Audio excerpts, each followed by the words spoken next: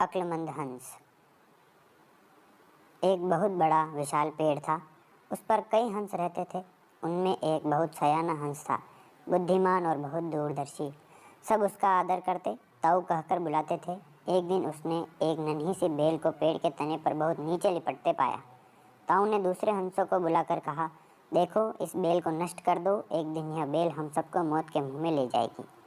एक युवा हंस हंसते हुए बोला, ताऊ, यह छोटी सी बेल हमें कैसे मौत के मुंह में ले जाएगी। सयाने हंस ने समझाया, आज यह तुम्हें छोटी सी लग रही है, धीरे धीरे यह पेड़ के सारे तने को लपेटा मारकर ऊपर तक आएगी।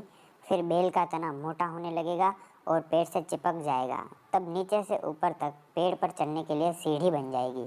कोई भी शिकारी सीढ़ी के सहारे चढ़कर हम तक पहुंच जाएगा और हम मारे जाएंगे। दूसरे हंस को यकीन न आया, एक छोटी सी बेल कैसे सीढ़ी बनेगी।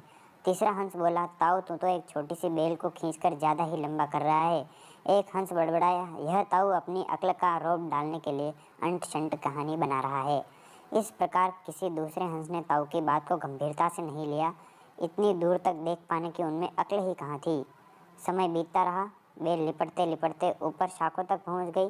बेल का तना मोटा होना शुरू हुआ और सचमुच ही पेड़ के तने पर सीढ़ी बन गई, जिस पर आसानी से चढ़ा जा सकता था।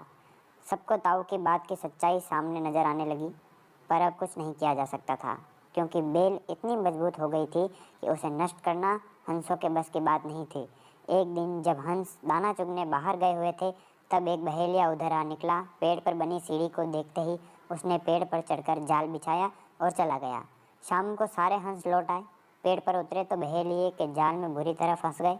जब वे जाल में फंस गए और फड़फड़ाने लगे, तब उन्हें ताऊ की बुद्धिमानी और दूरदर्शिता का पता लगा।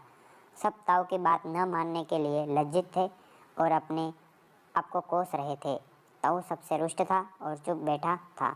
एक हंस ने हिम्मत करके कहा, ताऊ, हम मूर्ख हैं, लेकिन अब हमसे यूं मत मुँह फेरो। दूसरा हंस बोला, इस संकट से निकालने की तरकीब तू ही हमें बता सकता है। आगे हम तेरी कोई बात नहीं टालेंगे। सभी हंसों ने हामी भरी। तब ताऊ ने उन्हें बताया, मेरी बात ध्यान से सुनो। सुबह जब बहेलिया आएगा, तब मुर्दा होने का नाटक करना। बहेलिया तुम्हें मुर्दा समझकर जाल से निकालकर जमीन पर रखता जाएगा। वहाँ भी मरे सामान पड़े रहना। जैसे ही वह अंतिम हंस को नीचे रखेगा, मैं सीटी बजाऊंगा। मेरी सीटी सुनते ही सब उड़ जाना। सुबह बहेलिया आया। हंसों ने वैसा ही किया जैसा ताऊ ने समझाया था। सचमुच बहेलिया हंसों को मुर्दा समझकर जमीन पर पटकता गया। सीटी की आवाज़ के साथ ही सारे हंस उड़ गए। बहेलिया अवाक होकर देखता रह गया। कृपया हमारे चैनल माँ करनी स्टूडियो को सब्सक्राइब, लाइक और शेयर जरूर करें। धन्यवाद। Thanks for watching.